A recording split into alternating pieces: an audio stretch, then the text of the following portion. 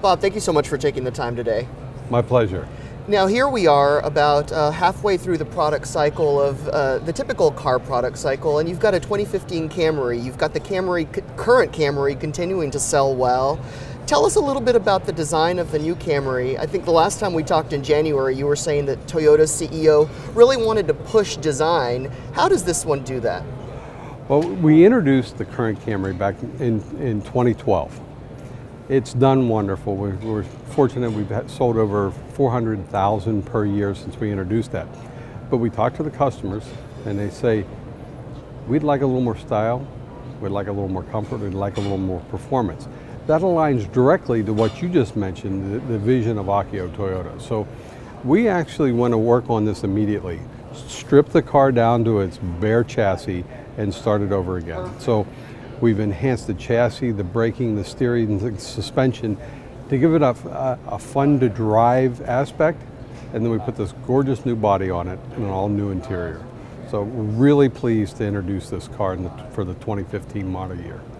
Now you saw about a 5% sales increase in March. Is that momentum continuing in April, or are we going to continue to see incentives on the Camry, trying to get that off the showroom lots as you make room for this new one in the fall? Yeah, well, sales momentum for us is fantastic, and we're also seeing that for the industry.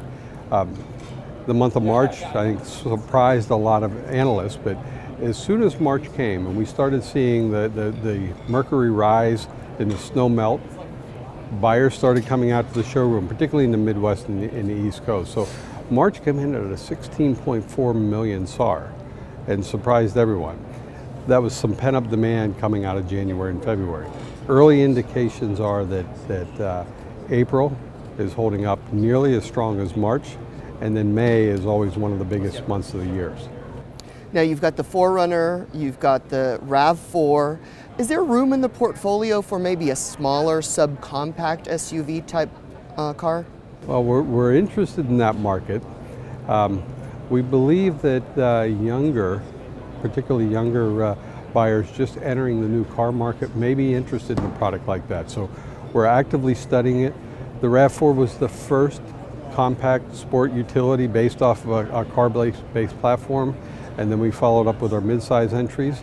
So we're actively looking at that, but we think that potentially that segment may develop in the future. What's going on with the Prius? I mean, the last time you were out with the new Prius model was about 3 years ago.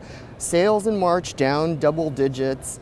Is it that people aren't looking at the Prius as much anymore, or is it that they have a lot more options if they're looking for a hybrid? Well, it's a little bit, but if we go back to 2013, we sold over 300,000 hybrids, and the vast majority of the 300,000 was Prius. That's the icon of the brand. There are more choice in the market, and fuel prices are moderated. So while we're seeing coming out of the harsh winter conditions that we had with moderate fuel prices, we're seeing the most active part of the market be the light truck and the small SUV size. But it's going to come back. The Prius continues to have over 60% of the alternative powertrain